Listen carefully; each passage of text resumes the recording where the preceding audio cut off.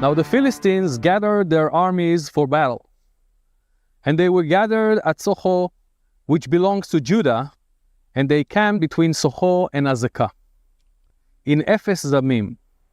Saul and the men of Israel were gathered and camped in the valley of Elah, and drew up in battle array to encounter the Philistines. The Philistine stood on the mountain on one side, while Israel stood on the mountain on the other side, with a valley between them. This is the beginning of the description of one of the most famous battles in history. The battle between David and Goliath, which took place in the valley of Elah, which is north of where I'm staying now. To the back of me, you can see Tel Socho, the mound of Socho, its name preserved in the Arabic name of Khirbet Eshweike, Shweike Socho. According to the biblical description, which is very precise here, the battle between the Israelites led by King Saul and the Philistines took place in the valley of Elah, which is right north of where we are standing now. Beyond of us, the hills of Judah, the central hill country from which the Israelite army came. The Philistines are coming from the other side. In this battle, David appears as a kind of a superhero, a young shepherd, the youngest among his brothers, who came by chance because his father Jesse sent him to bring supplies to his brothers that are now in the Israelite camp here. And he's going to bring them some cheese and wine and, of course, some kind of a present to the king himself. When David comes here, he understands that the Israelites have a problem.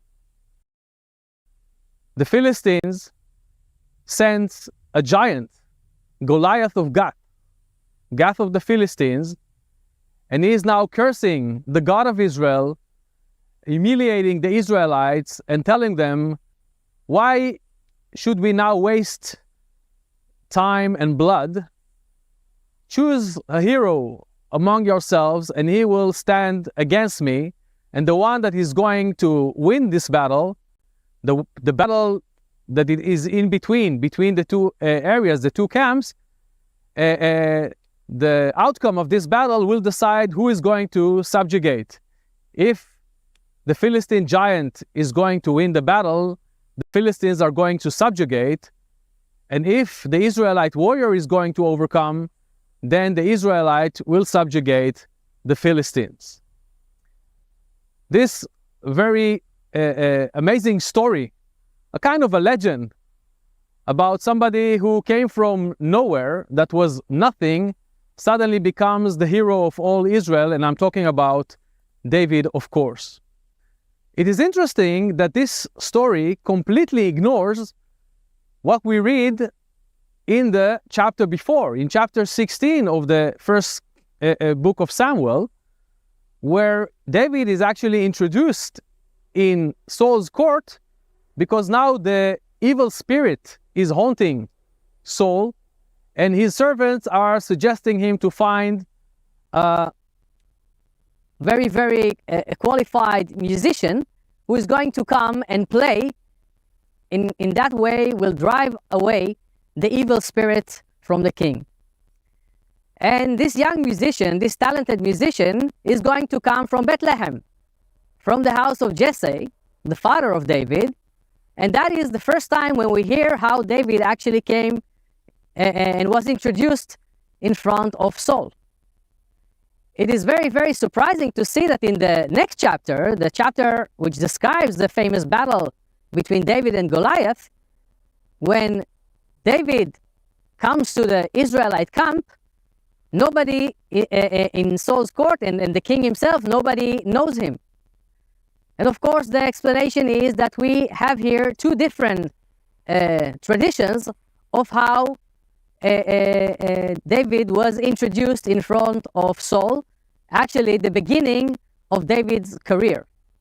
It is also not surprising to see that after we read that David was chosen by God and anointed by Samuel in Bethlehem, like we saw in Bethlehem, now the Spirit of God, the Divine Spirit, is upon David's head, while in the meantime, the evil spirit now is going to haunt Saul, and the rising of David is parallel to the downfall of Saul, who eventually is going to fall in the battle against his arch enemies, the Philistines, near the mountain of Gilboa.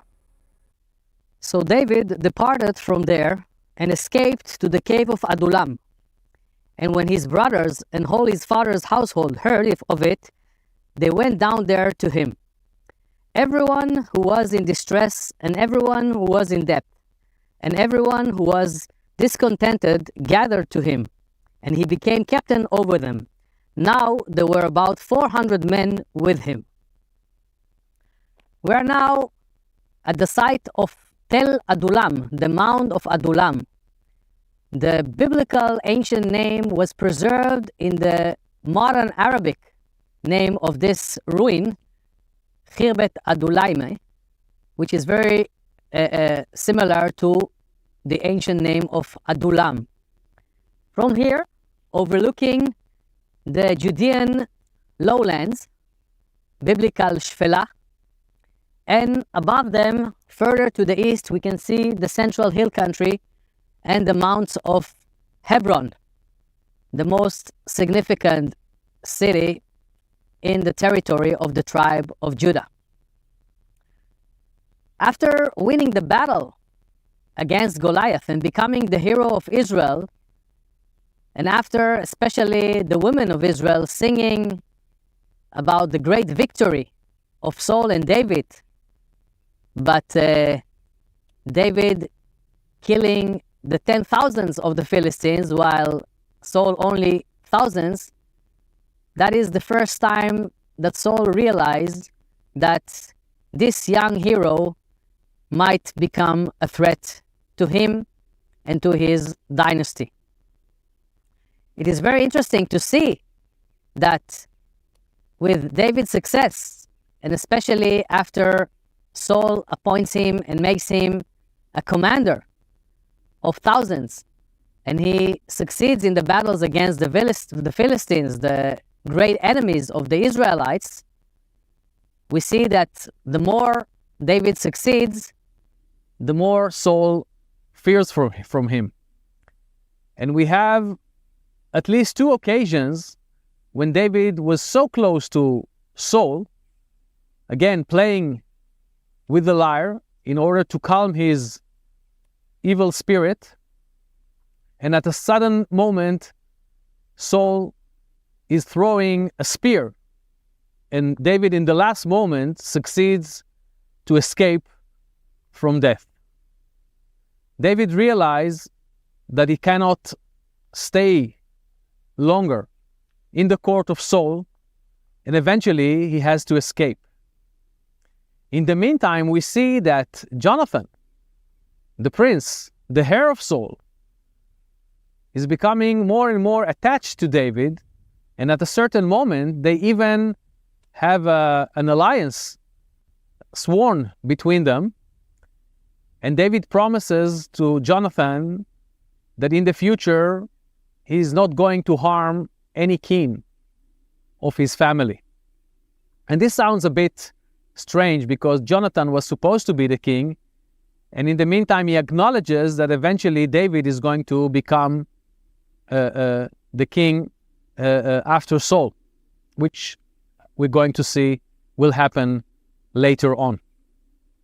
But when David realized that he is now in jeopardy and he cannot stay anymore around Saul, he decides to escape.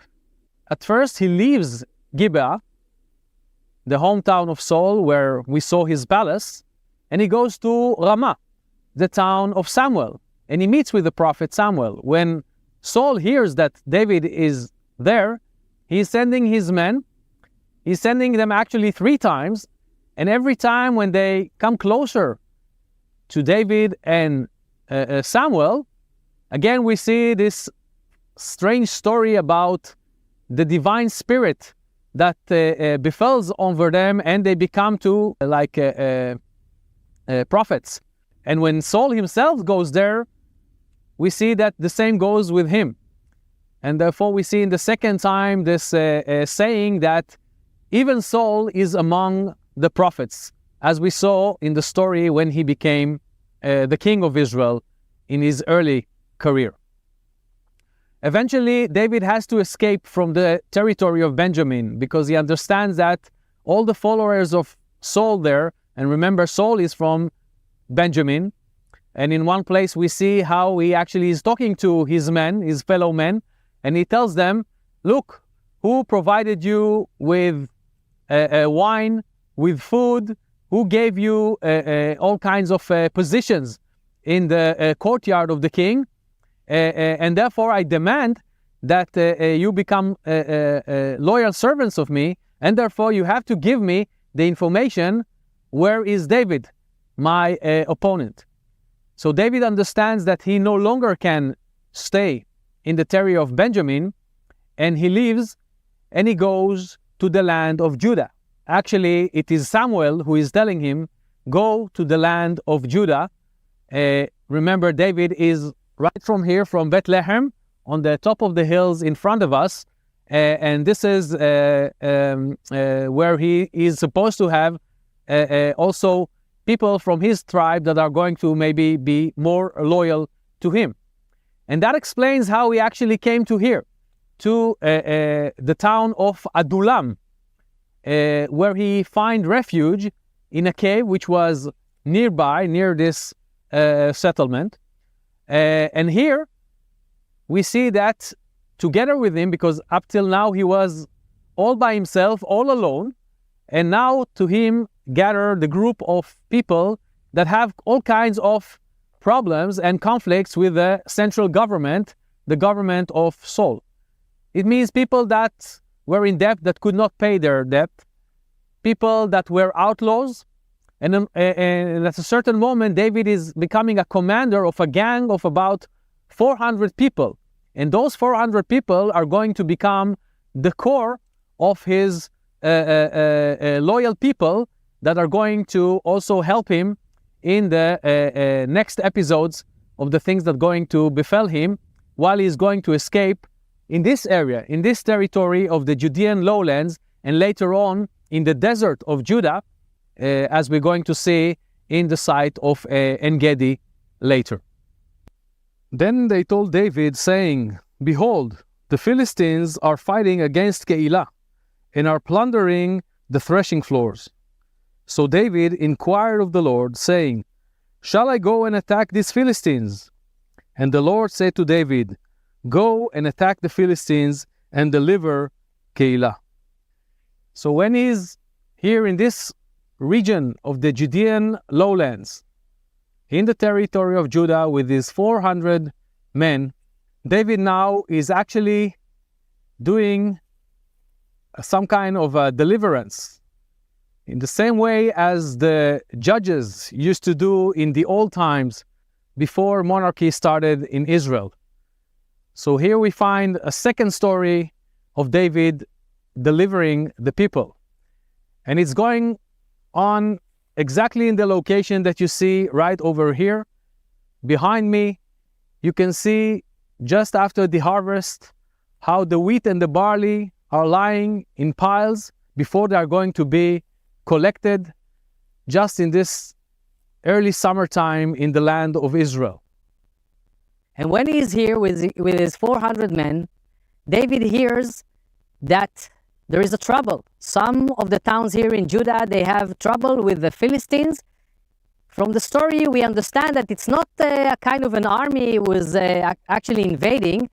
It looks like maybe Philistine shepherds are having such a confidence that they dare to enter into the Judean territory and just with their animals to go into the fields that were just harvested before they're going to be piled in the threshing floors.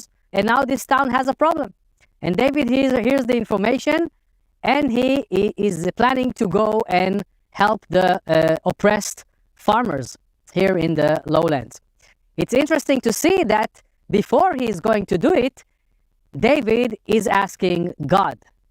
How come that David has the ability now to ask God, and we're going to see that from now on, he's going to actually ask God for every important decision that he's going to make.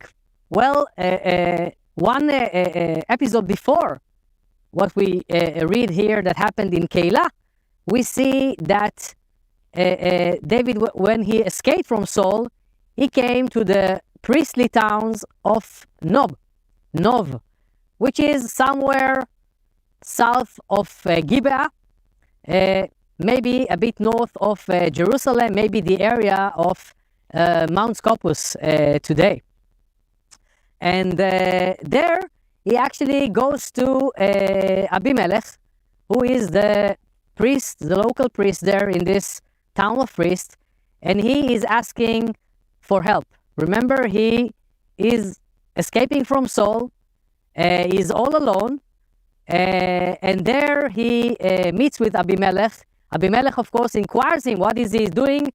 David is reluctant to say to him that he is escaping from Saul, and therefore he says that he has a secret mission, he cannot tell, but he needs help. He needs food, and he needs a weapon. And Abimelech tells him, look, we have here the local temple. The only food that I can give you is only the sacred bread, which is in the temple. But you will have it only if you are pure. If you didn't have any sexual encounter with women, and David is telling him, yes, my men also need to have food. So also they have to be pure enough. And the second thing, he's asking for a weapon. And Abimelech tells him, the only weapon that I have here, which is actually hidden behind the mantle of the ephod, is the sword of Goliath, the Philistine giant that you killed. It's now kept here in the local temple. So David is telling him, okay, now I'm going to use it. It's a fine weapon. So this huge sword that he took from Goliath now is going to be his sword. And David continues on his way until he gets to the cave of Adullam, where he's going to find his men. But in the meantime, Saul heard about, he got the information. Remember, Saul has informers all around. And now he got the information that Abimelech was aiding David. The witness that saw this event happening was a servant of Saul. His name was Doeg the Edomite. Doeg the Edomite was a high official in Saul's court. He actually was responsible over the shepherds that in the kingdom of Saul. He was Edomite. It means that he was a foreigner. And he is the one that he's going to tell Saul that he saw how Abimelech gave David support and aid. Of course, Abimelech didn't know that David was escaping from Saul. He was sure that David was sent by Saul to this secret mission.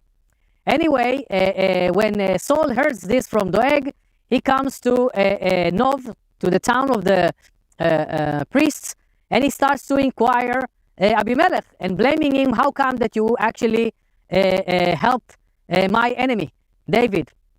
Not only that you gave him, David food and a weapon, you also asked God in order to help David. And remember, asking God was a privilege that was done only by a king. And once Saul understood that David was actually using the priest Abimelech in order to ask God of how to behave, is another sign for Saul that actually David is starting to act like a king. Of course, this information was wrong. In the text, we see that Abimelech never asked God's opinion about what he's about to do, but probably when Doeg saw David and Abimelech entering to the sacred part of the temple to find the sword of Goliath, maybe he understood that part of this thing was that they were asking of God's opinion. And after Saul blamed Abimelech, he now is doing something very, very brutal. He actually is killing everybody, 85 priests that were in Nob, together with all the women and the children. Actually, it's like a kind of a genocide, something which is very, very maybe striking, because it immediately makes us remember what Saul was demanded to do by Samuel before, when he demanded him to kill the Amalekites, and actually to get rid of the last one of them, including the animals, the stock animals and everything. Of course, Saul did not fulfill that thing, and therefore Samuel is blaming him for not actually obeying the command of God. In this case, he's now actually doing something which is very similar, but now he is killing the man of God. He's actually killing the priest of God in Nob. And the sole survivor of this brutal massacre was Ebiatar, the son of Abimelech, who later is going now to join David here in Adullam, and he's going actually to become his personal priest. And that explains how now David has the ability, with the ephod that Ebiatar, actually the garment, the instrument by which the priest can actually ask yes-no questions of God. Now David can ask God for any crucial act or step that he's going to do in his career from now until he's going to become the king of Israel later.